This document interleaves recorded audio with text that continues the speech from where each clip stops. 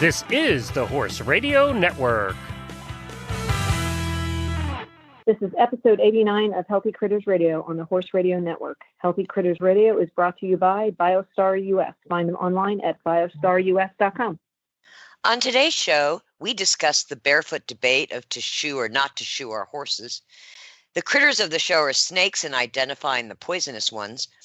In critter nutrition, how to support homeostasis with medicinal mushrooms. And in Coffee Clatch, how to make feeding dogs fun for you and your dogs. Listen in.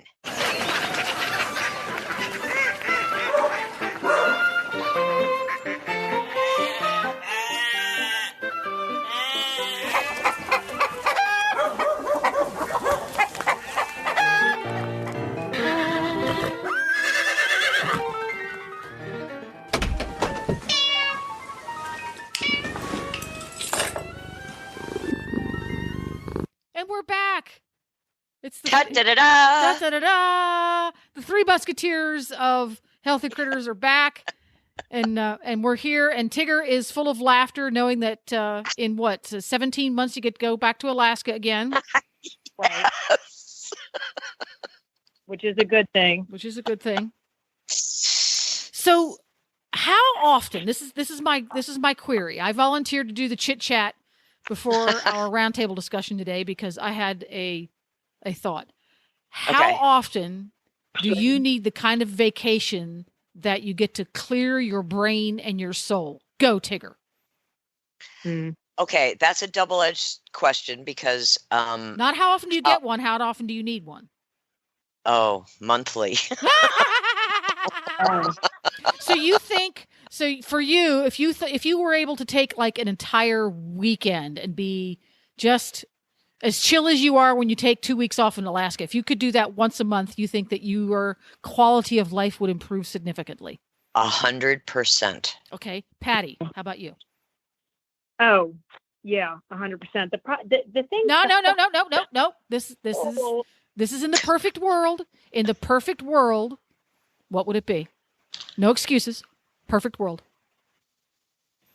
Well, I Patty's overthinking it. Yeah. Yep. I am. Okay, so I am. I think that I enjoy what I do so much, so I find that sometimes when I think about leaving and going to do something, that stresses me out because I actually enjoy what I do so much. I hate getting out of my routine, so it's a little tough. Okay. It's a little tough, but what would it be? We need to have a frequency. Yeah. Of how often I Once would a do it. year, Once a year? once a month, Once a month? once What would every it be? 2 years. I mean, I would say once a year, if not twice a year. I mean, I really, Tigger, as you know, I enjoyed when I went to Colorado so much. It was like, I was like, oh my gosh, I get why people do this. Okay, so about twice a year would be probably your ideal frequency. Yes. Yeah. And what would be Yeah. yours, Jen? I think about every other month for me. About every 2 months, I feel like, I need to get away from it all, not talk to anybody I actually know. Yep. Just be completely, no decisions to be made. Yep. And, for between 2 and 4 days every 2 months or so. Mm-hmm. And then the rest of the time, I'm cool to have my nose to the grindstone because, Yep. I'm very goal oriented. I have like having something that I need to get done because there's a deadline. That's very interesting how, it would be interesting to look at, I think, people who are, because the three of us are self-employed, right? None of us work for the man. Right. I am the man. You are the man. That's right. It would be interesting to talk to people who have different types of jobs that are self-employed versus the employee, and how that whole conversation would play out. Now, my next question is, some people they live their life by time frame. Things happen within a certain time period. And other people live their life in that life happens according to what got done. For example, when you think about your day, do you think about between 9 and 11, and I need to ride these 3 horses? Or when you think of those 3 horses, you say to yourself, on Tuesday, these 3 horses need to do these 3 things. See what I'm coming with this? Uh-huh. So, Patty, you're going to go first on this one. Are you more of a time frame person or an accomplishment goal person? Again, I'm not. I'm a little bit of both. I am very much so tomorrow I have 6 horses I have to ride. I will write a schedule that the first horse I will be on its back at 8:00. I will ride it for 45 minutes, but it's not like I'm going to get on and say, now today I'm going to work just on leg yields and piaffe and passage or, whatever. I really go by what the horse tells me, because I have found when I was younger, I used to do it that way, where I'd be like, okay, today I'm going to work on this day I'm going to work on that.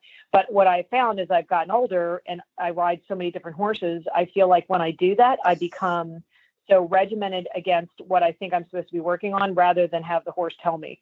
So I am schedule oriented or time frame oriented, but I don't have like a said list. I mean, like Mondays are obviously a little bit more of a stretchy day, but Tuesday, Wednesday, Thursday, Friday, I build on that. So, but it's always within it's a time frame I do it within, but I don't necessarily work on a certain thing. Okay. Unless like I get on and I go, okay, geez, we're really tough on the left and right leg, rein. So then I'll work on that. Mm-hmm. How about you, Tigger? Where do you feel like your consciousness leans? Goal. Yeah. Task oriented. Mm-hmm. Yeah. Getting things done. Do you tend to lose track of what the clock's saying because you are so focused on the task or the goal? Well, no, I try to budget things. So I know that I have from this time to this time to get this, and this done, or to get this written or whatever, and then move on to the next thing. So do you like to have lots of projects going at once, or do you feel happier? Now, again, this is the perfect world scenario. This is not what really happens in your life. It's what, if the perfect world were to make you happy, would you be happier if you were able to focus on a single goal or task and have it done before you get elbow deep in the next one? Yes. Yeah. How about you, Patty? Yes, I would say yes. I like to finish one thing before I start something else. Yeah. Interesting. How about you? Me? I am very definitely one task at a time. I hate multitasking. Makes me grumpy. Yeah. Yeah. It's funny though. Like the only thing is like when I read books, I read like 2 and 3 books at a time. See, you're not you're not a single task person. Then you like to have lots of things going on. Yes. And it's funny because like once I said that, I realized I was like, God, that's not completely true. Yeah. It just depends on the thing for me. I think when it comes to the horses, I'm very singly tasked, or my dogs, it's very singly tasked. But when it comes to other things, so what does that make me? A confused task person?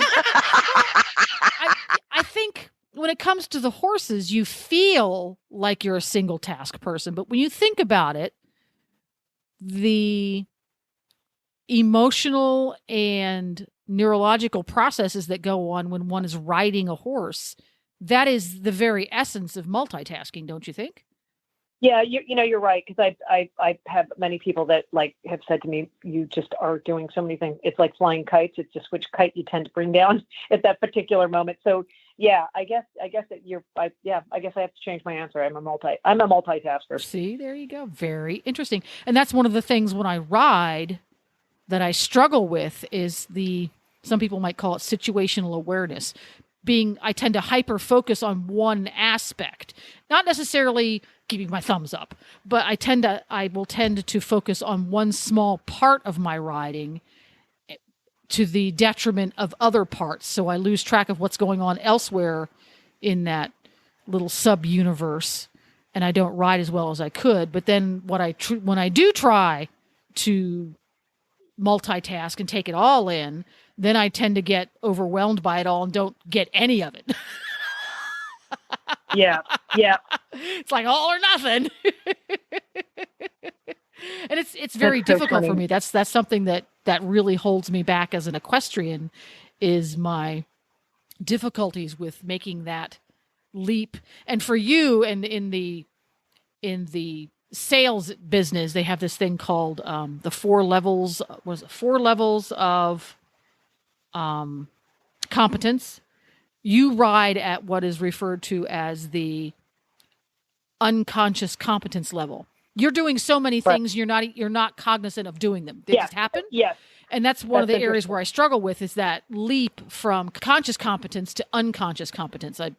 I struggle with that because I'll get there and I lose it, and I get there and I lose it. So Tigger, because you are a businesswoman, you're the top of the food chain. The shark. You're the apex predator.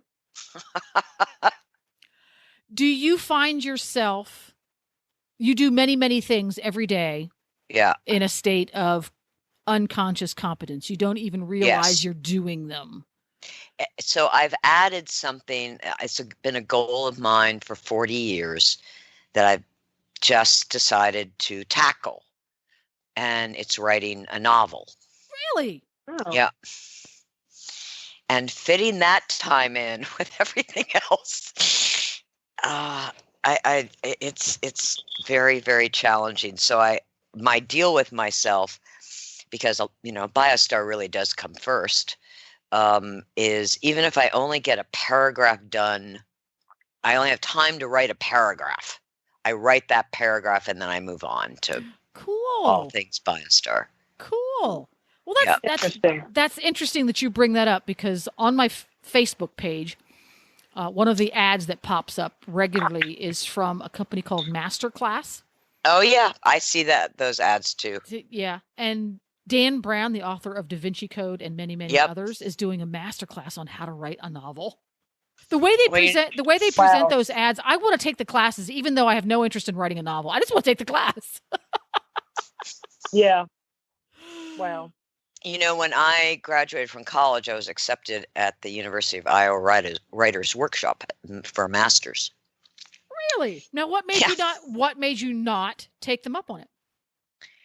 I went out to the University of Iowa. I, met the professors and the students and and I went, I have just spent most of my life in school, and I think that I'd rather go live my life now. And then maybe I'll come back later and get a master's, which of course I never did. So I became a ski bum in Aspen.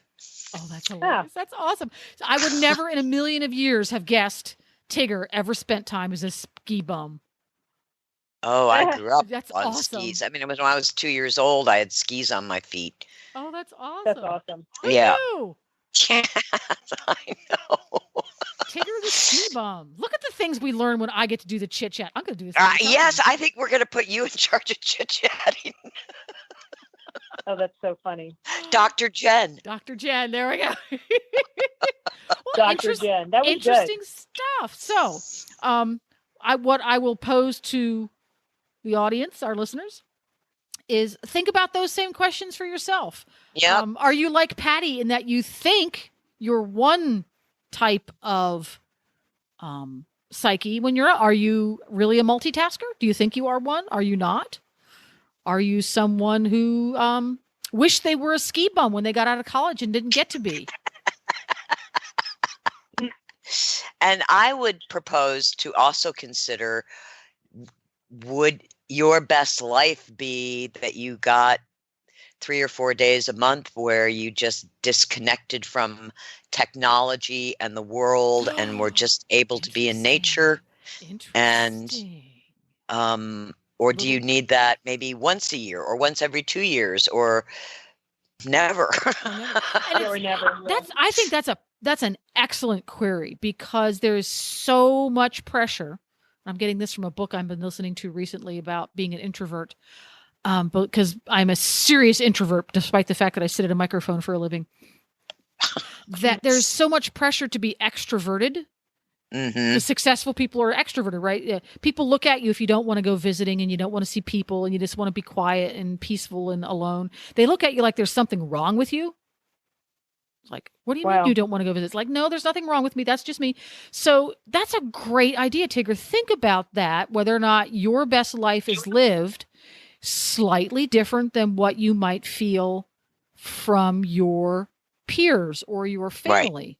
Right. Do you need to make a healthy adjustment there and make it a little bit better for you? And if it's a little scary, maybe take baby steps that direction.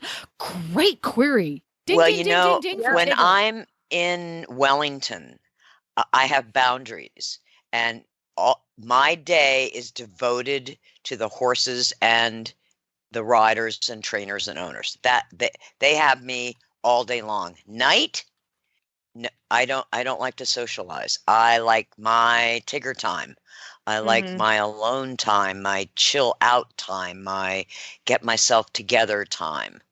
And it's a pretty social place. Yes, it is. And some people think that I'm just, antisocial. like antisocial. Sure. Yeah, absolutely. I'm not. To recharge your batteries. I just need to recharge my batteries. Yeah. I mean, that makes so much sense, though. Yeah. But some people just thrive on the energy, so absolutely. They can be with people all day long and go out and be with them all night long, and they thrive on it. Me, it's like I just can't do it. Yeah, cool. Yeah. Very. I can do a little bit of both. I can do a little. You're kind of in the middle. You're not at a far end. Well, of the spectrum. I thrive on the excitement and all that, but then all of a sudden I'm like, okay, I'm done. Like, Well, then you're normal, Tig. You're normal, Patty. You're perfectly normal. Yeah, no, perfectly normal. There you go. Goodness. And one last thing before we get to our roundtable discussion, the book I referred to is called "Quiet: The Power of Introverts in a World That Can't Stop Talking." Oh wow, I like that title. It's an excellent book. It's by Susan Cain, and I found that book because Susan had been a guest on a different podcast that I produced called Horsemanship Radio. And she was an author, and she did a book that we talked about on that Horsemanship Radio show.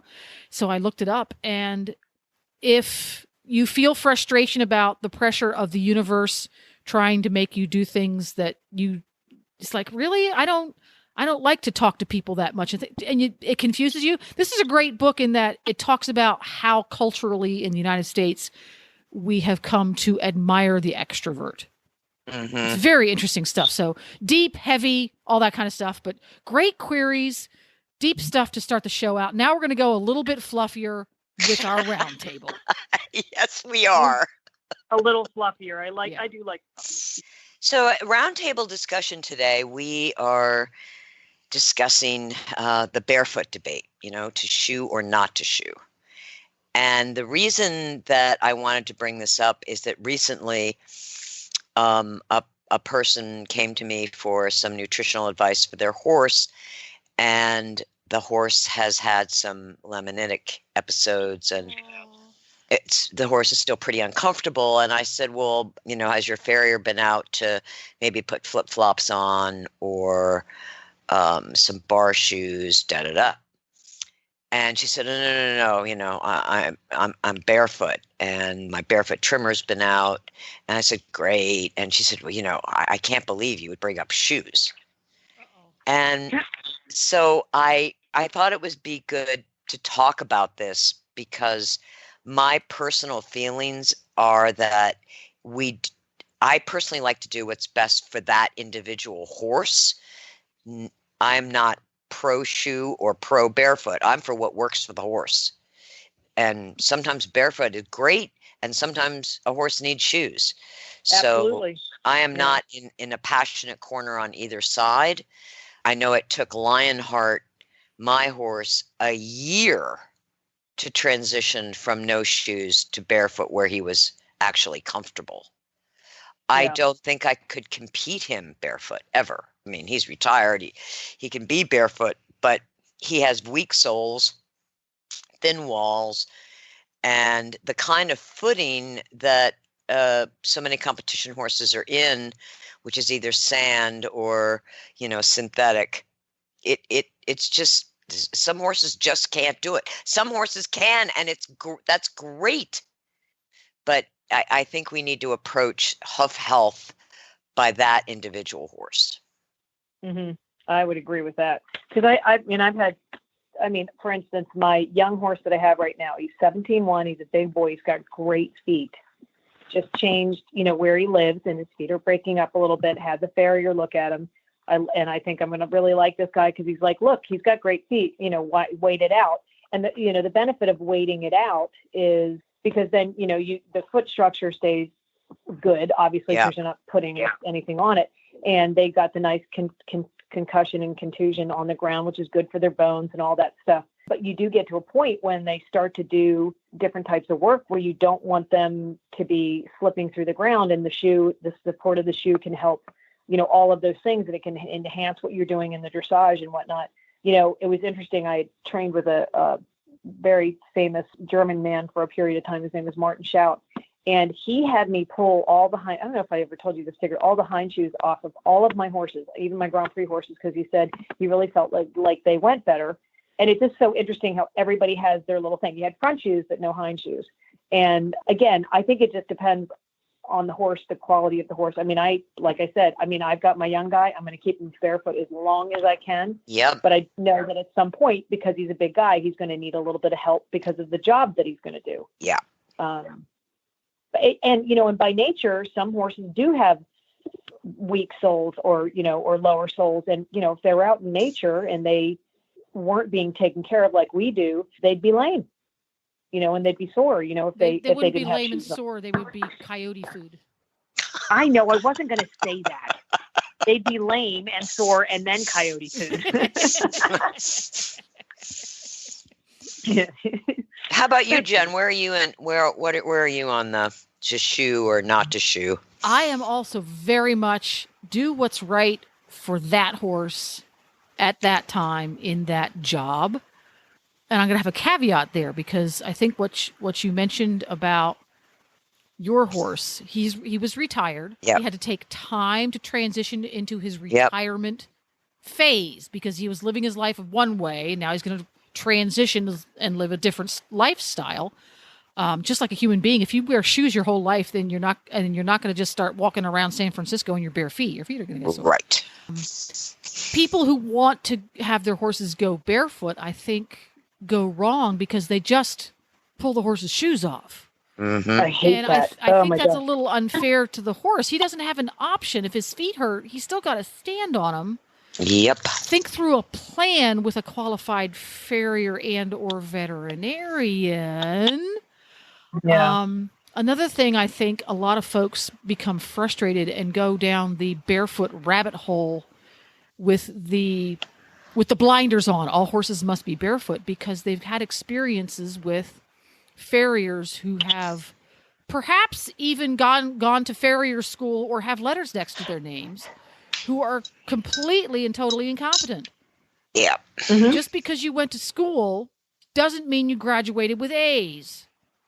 That's a good point. You can go to doctor school and you can graduate at the bottom of your class and then proceed to not put any of that stuff in effect when you actually go to work. So if you're having frustrations with farriers, rather than putting blinders on and deciding that all horses must be barefoot, well, maybe your horse could be barefoot. Maybe, we don't know.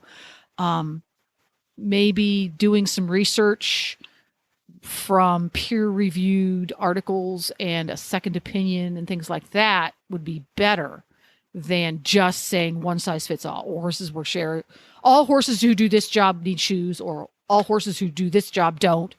I really agree with both of you that there is a middle ground, and do what's best for that horse at that time. And I'm the person who's spending gobs of money on glue-on horseshoes for my pleasure mount. There you go. That's the idiot I am. Well, but I do think you've raised a very good point, because I know too many people that have decided they're going to go barefoot.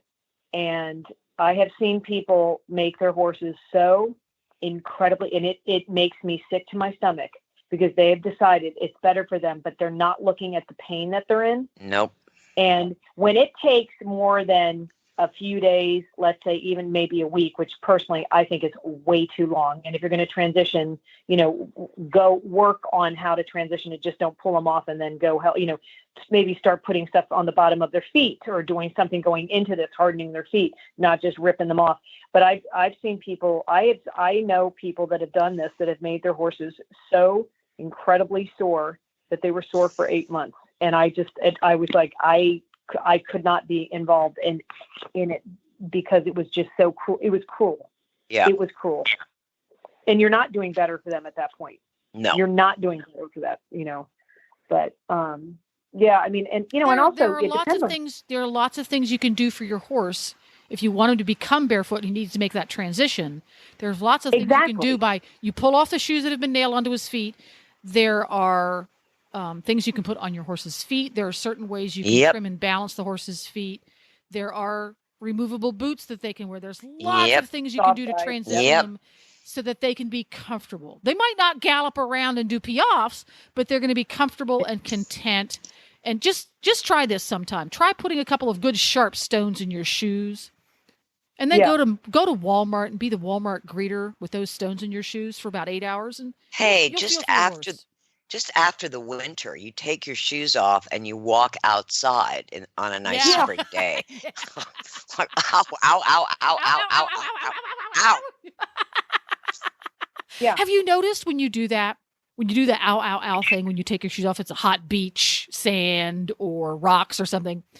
Have you noticed that the owls are in perfect synchronized rhythm with when your foot touches the floor? Have you No.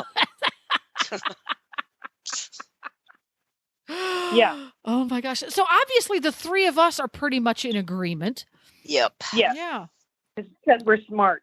Yeah, because we're smart. Barefoot is lovely. It's not not for everyone, but it's lovely. And if you decide that your horse should be barefoot and you want to give it a try, do it the smart way. That's kind of where it goes. Do it slowly and compassionately. Compassionately. Exactly. I think that's perfect. Yes, perfect. We're so perfect today. I know. You started it. You know what's going to happen? We're going to talk to Hedwig now. And it's all it's all going to go pear-shaped. Yeah, big time. Uh-oh.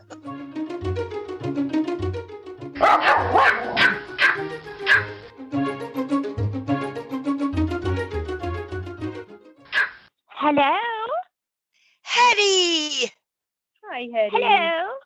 Hello, Tigger-Patifer. I love Tigger-Patifer. That's so awesome. Hetty, I understand you have a song to sing. My song didn't work out, Tigger. Oh. Well, I worked on it a lot all day, really, but I just can't seem to get my Taylor Swift vibe down. You were doing it to a Taylor Swift song. Yes, I thought it was apropos because you say that phrase to me a lot. You say you need to calm down all the time. And I thought, here is a song that I could really make my own if I reversed it and made it a little speech to Tigger. But I got it to a few verses, and then I was just so pleased with myself, I had to have a nap. Oh. And then I woke up and you called. So do you want to share the first two verses? I think it would be better if we were to discuss one of the lines from the original song, which I think is an important one for us all to consider right now. Okay.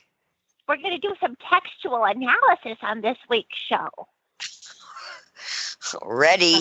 We've been doing a lot of deep diving, so this is great. Good stuff. So let us begin with this one. You are somebody that we don't know, but you're taking shots at me like it's Patron, and it's 7 a.m. All says damn. So in this phrase, this individual who is a pop star is noticing on her Twitter feed that people she is not familiar with are saying rude things about her political stand. And so I have suffered similar slings and arrows with my public persona. And so I really felt a great affinity for Taylor's experience. And I really thought, yes, I too sometimes feel like this. And I don't necessarily drink Patron, but if I did, I'm pretty sure that this is how I would know people were being horrible. And then there's another important line later on, and it refrains this idea of people attacking those they don't know. And so that line is, you are somebody that we don't know, but you're taking shots at my friends like a missile.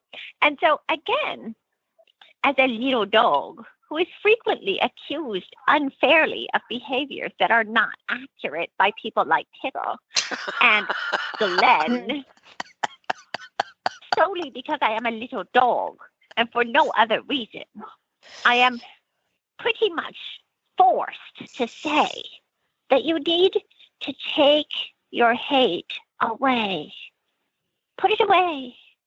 Because, once again, to paraphrase, casting shade never made anybody less little dog. I'm going to be a little dog. Nothing you do will stop my little dogness. I'm a little dog. That's your rap name. Little dog. That's awesome. That's a rap name. Yep. Little dog. Queen little dog. See, that applies to our previous conversation, does it not, ladies? Just stop the hate. Okay. That's what I'm There you saying. You need to calm down. So Tigger told you that a long time ago. So Tigger, you're really responsible for this song going. So once you get it done, it's going to be you. Yeah, Tigger should probably sue Taylor Swift for that because she's been saying I need to calm down for 5 years. But she's wrong. Tigger's wrong. Wrong. In Because she Hedwig's doesn't eyes, I can understand. never do anything right. It's impossible. Well, Tigger does not understand little dog. yeah. Queen No, I little only dog. run with the big dogs. That's right. Yeah. Yeah, you and your giant furry pet. You must be so proud. I am. Little dog, not impressed. Well, thank you so much, little. Forward to a good rap Yeah. song. Thank from, you. And Yeah, some- that's what I we, think. I think we could make Hedwig even cooler. Instead of little dog, it'd be little dog. Little Dog. Little dog. dog. Little dog. Well, That's thanks for spending a little time with us today, little dog, and all of it great advice and oh so very relevant for today's equestrian and animal lover. Yes, Yes, we all Yeah. need to just try not to hate so much. we agree. And Glenn. Oh boy. Bye, Hetty. Bye, Hedwig. Bye. And now it's time for the breed of the show.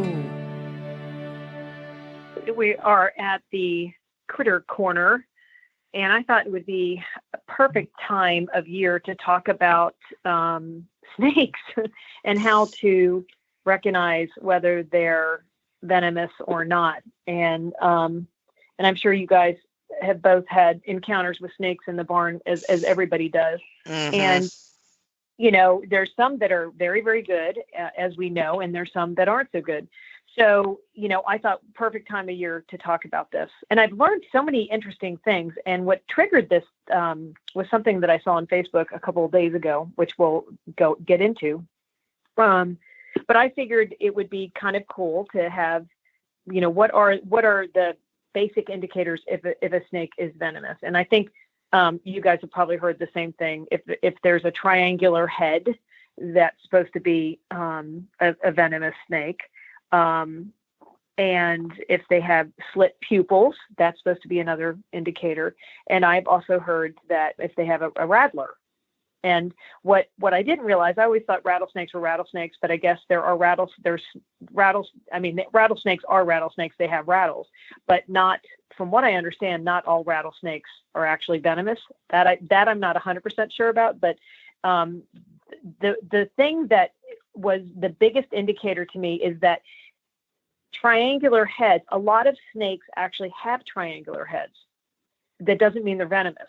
What makes them generally, the biggest thing is that they have a very fat triangular head with a very fat body. Did you guys know that? So what it means is that you can have... That means either he's venomous or that means he's not venomous, but he just ate a really big rat? Right. Right. So a smaller headed snake with a rat in its belly. Yeah, that could be it. So this is kind of cool. 99% of the snakes that you see apparently are not venomous. And so basically what they're saying is a thinner snake is generally a safe snake. If you see a fatter snake, it's it's most likely venomous. And most people don't stick around. And I'm going to tell you right now, I see a snake, I'm not going to sit there and look to see how fat its head is. But if it's fat, I'm going to be out of there. So you're looking for the slit in the eye, the head shape, and obviously if it rattles, those are big indicators that it's obviously going to be venomous. So I guess you guys have all have you heard pit viper? I don't have any idea what it means. I've just heard it. Well, okay. I didn't either. So apparently I just know what a pit helmet is. I'll think, well, this is probably a little different. So venomous snakes, some venomous snakes have a small depression right behind the eye and the nostril, and it's called the pit, hence pit viper.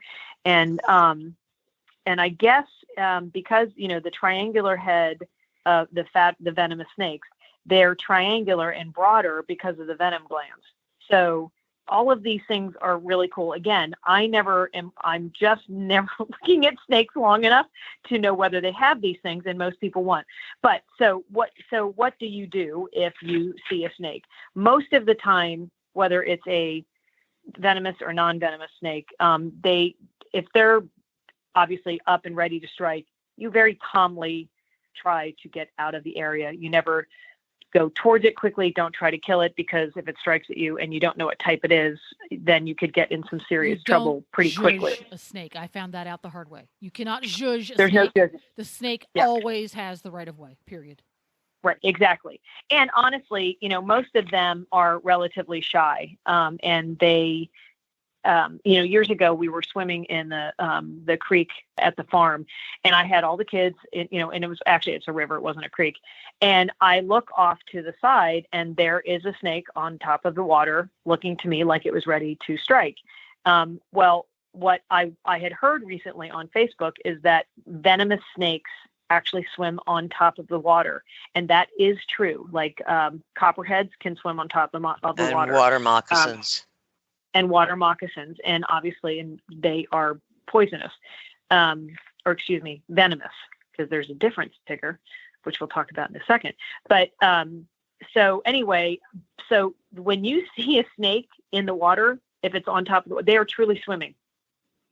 Right?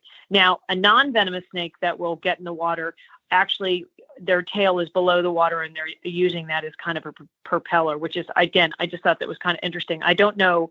The one thing I don't know is why a venomous snake swims. That I don't know. Maybe it's because of the glands. Who knows? Makes them float. But an interesting point is that there's venom. What is the difference between venomous, and that's hard to say, and poisonous? So venom is an actively injected protein. So that's when you're struck by fangs. Poisonous is anything that you ingest that makes you sick. So that would mean poisonous would be if you ingest a snake. That's poisonous. The difference is one you ingest, and one is one that is put into you that's toxic. Who in the world would be eating a poisonous snake? Well, I know, but that's the thing, is you don't. Big deal. People eat rattlesnakes all the time. But I guess they're venomous, but they're not poisonous. Kind of interesting. I see. A poison, because something that's poisonous is poisonous to the consumer, the one who consumes. Right. A venomous snake is venomous because his prey that he bites, or in some cases the human who wasn't smart enough to get away, is poisoned by their venom. Correct. Aha. Cool. Semantics are so important. I know, because anyway, I didn't know any of that. So, little riddle. I don't know if you guys ever heard this. Red to yellow, kill a fellow. Red to black, friend to Jack. So apparently that is a true thing. So red to yellow, kill a fellow. Red to black, friend to Jack. A couple years ago, when I was living in Houston, I went to walk outside, and I saw a red to black snake underneath my feet. Well, I was completely freaked out because that was in my backyard, and I was so certain it was, going to kill my dogs and blood. And he just very quietly went on and never, I literally walked over it. And so I looked that up and was like, okay, red to black. And it was very obvious it was red to black. That, and I guess I think that's sometimes they're king snakes, but don't quote me on that. I think that's what that was. But the red to yellow are the bad ones. And one of the most dangerous snakes is a coral snake. And again, they are very bashful and shy. But if you see something that is red to yellow, what did you say? Don't shush it. Don't shush it. Don't shush it. Leave it be.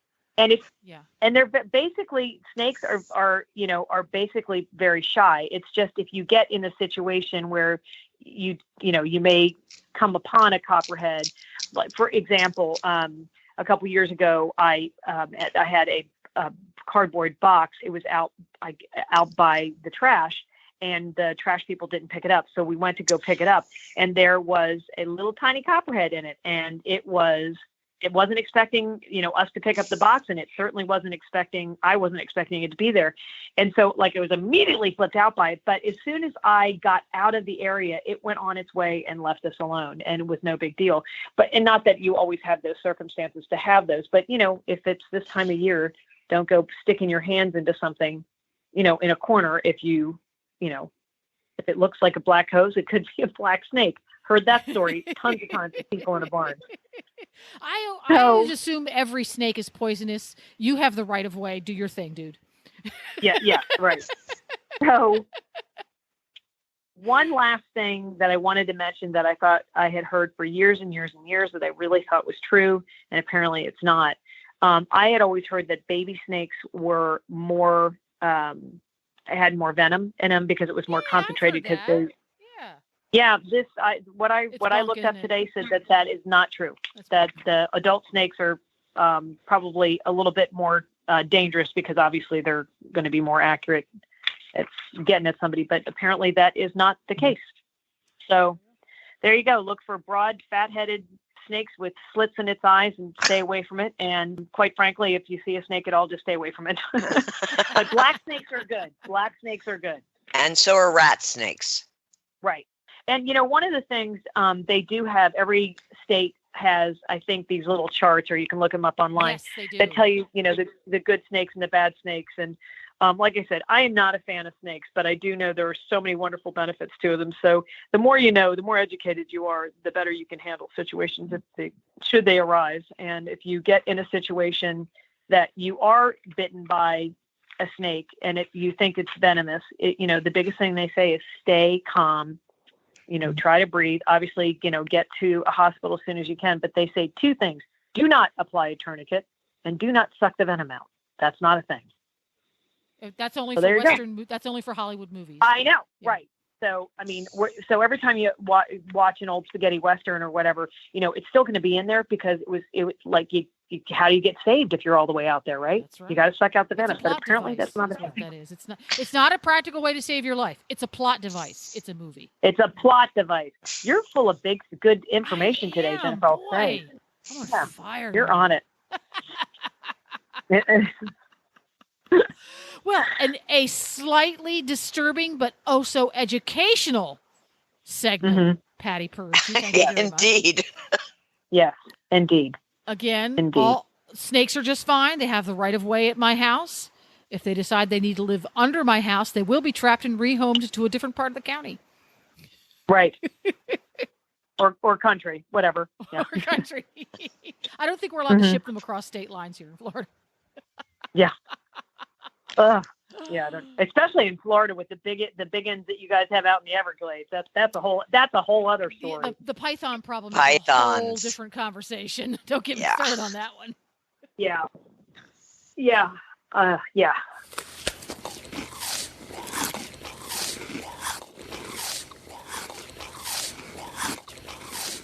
So we're at Critter Nutrition, and today we're going to talk about supporting homeostasis with medicinal mushrooms. Homeostasis is from the Greek words for same and steady.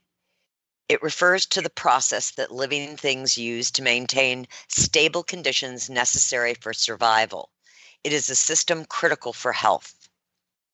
Homeostasis is a form of equilibrium, of balance. It is essential for the regulation of temperature, glucose, water, salt, protein, fat, calcium, electrolytes, respiration, pH, and oxygen.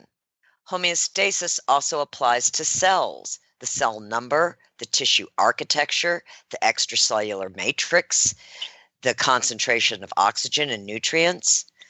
Cellular homeostasis includes cell volume, electrolyte concentrations, pH, intercellular ions, proteins, nutrients, oxygen, and reactive oxygen species. The nervous system, the hypothalamus, the pituitary, the adrenal, and the endocrine system control homeostasis via feedback mechanisms. Among the homeostatic mechanisms in the body are the endocannabinoid system and the HPA axis, that is hypothalamic pituitary adrenal axis. The HPA axis is a complex set of positive and negative feedback between the hypothalamus, pituitary gland, and the adrenal glands. These feedback mechanisms work in a neuroendocrine pathway to modulate the immune system, fertility, stress response, and the cardiovascular system. Dysfunction in the HPA axis leads to Cushing's syndrome, chronic stress, anxiety, metabolic syndrome, adrenal insufficiency, chronic inflammation, including irritable bowel disease and allergies. The effects of stress on homeostasis. Stress is a key factor in the disruption of equilibrium. A stressor to homeostasis can be physical, physiologic, or psychological. Examples: change in temperature, cold or heat, injury to the body would be physical stressors. Physiological stressors are pain and fatigue. Psychological stressors are fear and anxiety. Short-term stress provides the body with energy for flight or fight. In chronic stress, however, the feedback mechanism that controls the stress response can compromise the immune system, the tissues, changes in neural networks in the brain, and lower levels of serotonin in the production of tryptophan. Inflammation and stress. Inflammation and the body's stress responses are protective reactions that defend homeostasis. If the stress response is insufficient to maintain the homeostatic state, an inflammatory response is induced. Chronic stress and chronic inflammation are linked to metabolic disease and impairments of the immune system. Can also affect mood, learning, and attitude. Can affect GI tract by decreasing blood flow, imbalancing gut bacteria, and increasing inflammation in the gut. Supporting homeostasis with adaptogens. Adaptogens are plants and fungi that allow the body to tolerate increased stress, facilitating and rebalancing the body during illness. Such plants and mushrooms are known in traditional Chinese medicine as enhancing qi, which is the vital life force. In Ayurveda, adaptogens are referred to as rasayanas, maintaining balance to the physiology, helping the body to be more resistant to damaging influences. In Western herbal medicine, adaptogens are known as tonics that can restore and invigorate body systems. Adaptogens play key roles in homeostasis. Two important adaptogens are reishi and cordyceps mushrooms. These two adaptogenic medicinal mushrooms provide homeostatic support to horses. Reishi mushrooms supports the HPA axis, the adrenals, the nervous system, the endocrine system, and immune systems. Remember, it is the HPA axis that is a critical homeostatic system. Reishi is known in traditional Chinese medicine as the mushroom of immortality. It is tonic for the qi, the life force. Cordyceps supports anti-inflammatory and immunomodulatory actions, can help ATP production, thereby reducing fatigue. In China, this medicinal mushroom is also used for respiratory health by dilating the bronchi and augmenting anti-inflammatory properties, thus increasing airflow. Can horses eat mushrooms?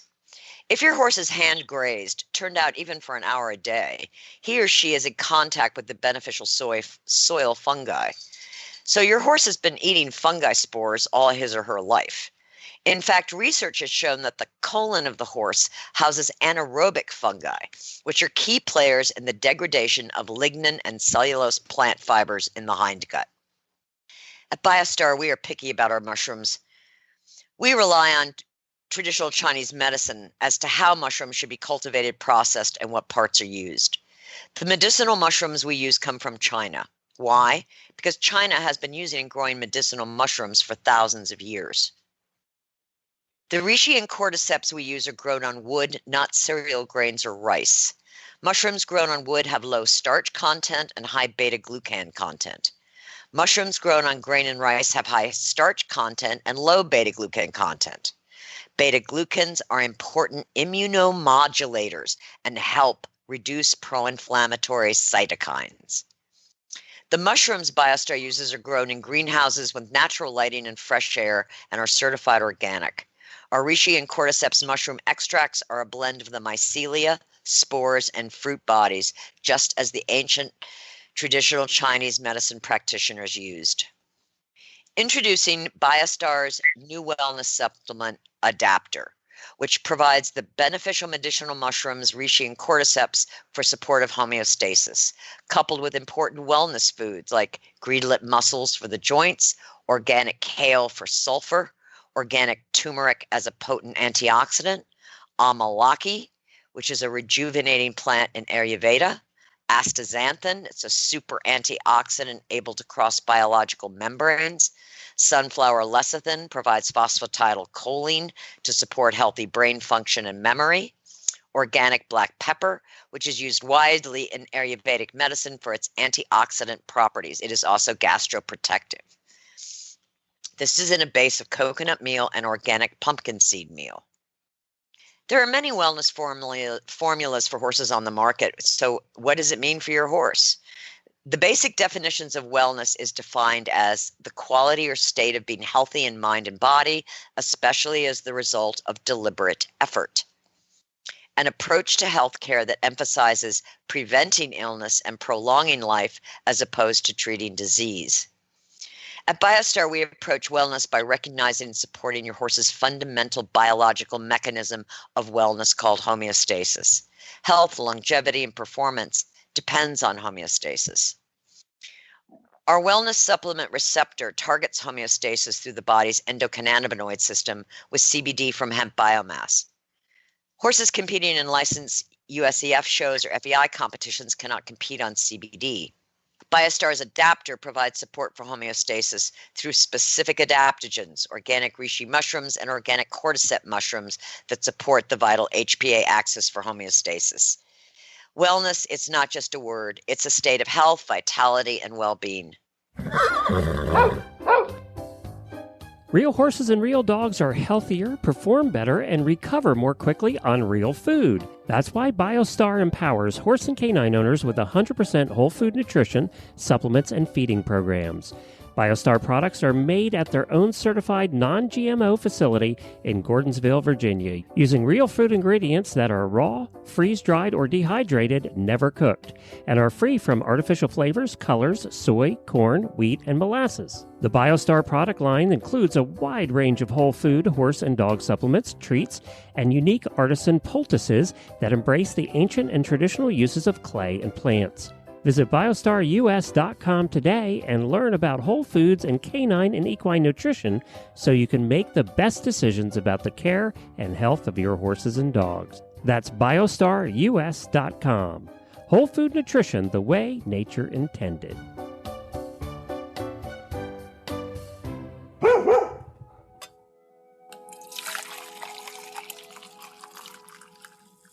So now we're at Coffee Klatch. And we're going to talk about feeding dogs and how to make it fun for you and the dogs. And the reason that I'm bringing it up is that my dogs have, over time, taught me that the more fun I make it, the more fun it is for them. So, I'm feeding 6 dogs, so it's a variety. Everyone gets something slightly different. Some days it's a little bit like the mad scientist, but I found that if I make it really fun for them, like, oh, look what I've got here, and they're sitting there like, they want to jump out of their skin, but they know not to, but they're just so excited at the prospect. Oh, and now I'm adding this, and it is so good. And they are about to just leap out of their skins into the bowls. And I noticed that when I do this, they're so excited to get their food that I really have mostly eliminated picky eater syndrome, or I want to see what the other guy has, because they're all getting the most wonderful, incredible stuff on the planet. And Peter, when he's feeding, he sings to them. Oh. And he tells them that they're at Chez Pierre's for dinner. Isn't Chez Pierre's That's where they cute. went in, what was the movie, the Disney movie with the dogs? And they're eating the spaghetti. Oh, Lady and the Tramp. Was it Chez Pierre's they went to in Lady and the Tramp? I don't know. No, I'm going to have to look that up. No, Inquiring it was minds need to Italian. know. It was Italian, not That's what it French. Oh, that's right. Yeah, it was you're right. Yeah.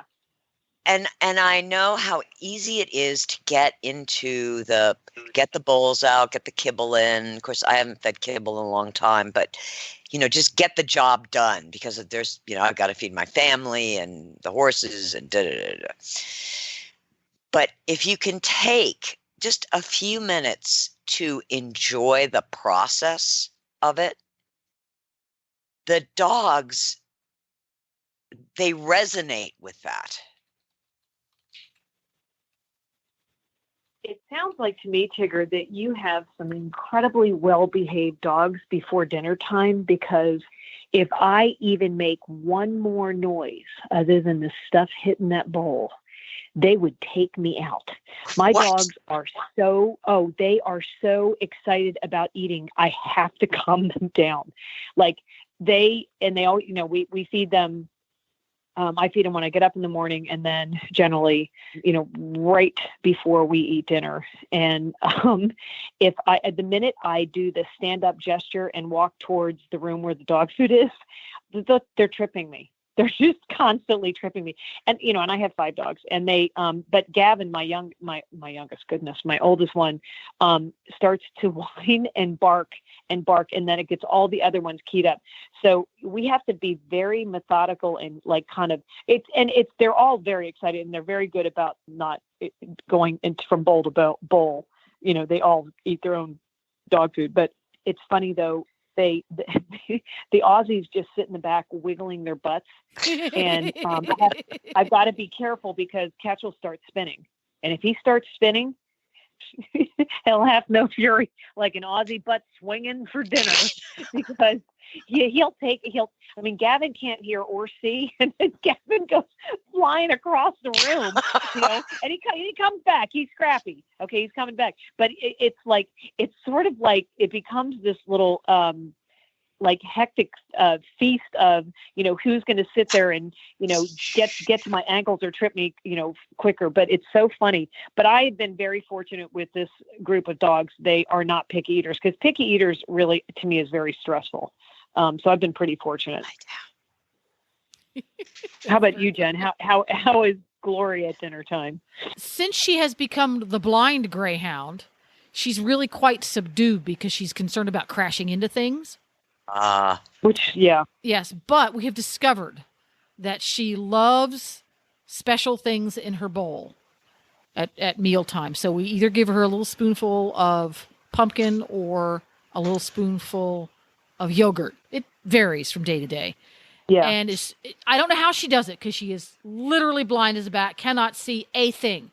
She somehow knows when you open the refrigerator door whether or not you're going to get. She knows what the yogurt can sounds like, because as soon as you get the yogurt out, she goes nuts. And what she does, she stays in one place, and she kind of sits back on her haunches a little bit, and she slaps the floor as hard as she can, like that, without the barking. And she slaps the floor and swings her head left and right, and she slaps the floor, but she slaps the floor right next to you because she's not moving. And about a third of the time, she hits you with those paws, and it really hurts. But that's what gets her fired up at chow time. Isn't that cute? Yeah, it's so freaking adorable. She used to jump up and down and scream and just get all excited at mealtime all the time. Yeah. But that kind of went away because she would run into things and that would upset her. But now she just thinks it's pretty cool when she hears the yogurt can open up and she just jumps up and down and up and down and up and down. Yeah. What I think is so interesting, though, is that when I stand up, like I stand up after we eat dinner or stand up or I'm moving around in the kitchen, but it's like the minute I make that gesture, not even necessarily walking towards where the dog bowls are, they know. They know. There's radar. There's some kind of radar there. Well, I must admit a smell or something because they are just like, oh, we're going to eat. It's a dog feeding pheromone. Yeah, it's really funny. I mean, because it's not necessarily, like I said, I mean, I'm in a new house now. And I mean, I would have to walk through the laundry room to get to my bedroom in the old house. And I would walk to my bedroom all the time. You know, I had a bathroom back there, whatever. And and it's not like I feed exactly at the same time, you know, because sometimes we're, you know, Ray's doing something and we're getting home later or early or whatever. And it's like, all of a sudden they just know, like, it's like, oh, I'm like, oh, it's time to feed the dogs. Or they'll, you know, they never have to come and get me because they're always, no matter where I am, they're all at my feet. So Yeah. As far as I'm concerned, mine are exactly the same way. But yeah, it might have something to do for me with the energy that I'm putting into their food. If I'm if I'm mindful of not seeing it as a chore, but as, you know, because you cook with love. Exactly. It's medicine. Soul food. Exactly. Yeah. It's not just, okay, I gotta feed the dog now. Pop the can open, pour it out. Right. Blah blah blah. Right. I really think that there is a link to how our consciousness about feeding them and how that relates to that food going into their bodies. I always think it's so much fun I enjoy feeding the animals. I love to hear their little smacky lips and how much they. I like to time them. Do you? 15 seconds, done. Yeah, Buckaroo has got, you know, he's 5 nanoseconds. Yeah. All of mine are very quick, except Gavin because his teeth are falling out of his head. But yeah, they're 3 minutes. And it's such an important time for them. You know, when you think about it, they only get this twice a day. You know, a human can go all day long and nosh, but you know, the dogs are kind of limited on the nosh end. Yeah. And so this is a highlight. And to make it fun for them even more than it already it's incredibly rewarding. So you guys both have multiple canines to feed, and we just have the one. I'll ask Patty this one first. Where do you fall on the using various and sundry tools to make mealtime, I'm going to use the word challenging, but take longer, the little feeding mats or I'm going to call it a toy, but whatever it is, the devices where you put food inside of them and they have to, you know, do something like to it to Kongs. make the food come out. Well, they make Kongs. They also make the ones where it's literally they're like puzzles. It's like a puzzle, and they have to use their paw to shove the little thingy out of the way to get to the food. How do you feel about those things? Do you think they're useful? Do you think they're stupid? Do you think they're just not fair to the dog because he wants to eat fast? I think a lot of it depends. I mean, when any of the puppies are young, I always use the Kongs and I'll put peanut butter or whatever in there for them to kind of keep themselves busy. Because if I'm not here, I crate my dogs, you know, because it's like their safe spot. You know, as they get older, I tend not to do it. But like with Gavin, he was having seizures as he got older. So I just got back into the habit of crating them all. So if they're in the crate, I like them to have something to do if they wake up and I'm not home yet. So I would do those type of things. I have with the Aussies, because it's so funny, done the toys where you put food in one of the toys, because they're both food driven, but not terribly food driven. But I just like watching them try to get the toy out or the food out, like how that keeps them busy and their mind working. But it's not something like I do all the time. It's not like, as soon as you said that, I was like, oh yeah, where is that toy? what happened to that? So. How about you, Tigger? I use the Find It game. Oh, I used to do that with my kitty cat. Yeah, you just put a couple of kibbles. The kitty cat ate dry kibble. You just put a couple of pieces here and there, and they just have to go, look at that, surprise! Yeah. Exactly. Except I tell them to go find it, so I'll hide it under a cushion or... So it's interactive. Yeah. Yeah. I don't want Which would be hard to do with a cat. They just sort of wander around and go, hey, yeah, look at this. I used to put them empty toilet paper roll cardboard thing. I'd staple the ends shut and then cut a tiny little hole in the middle that the kibble would fall out of. And I put 5 or 6 pieces of kibble, and I just put them all over the house when we would go away.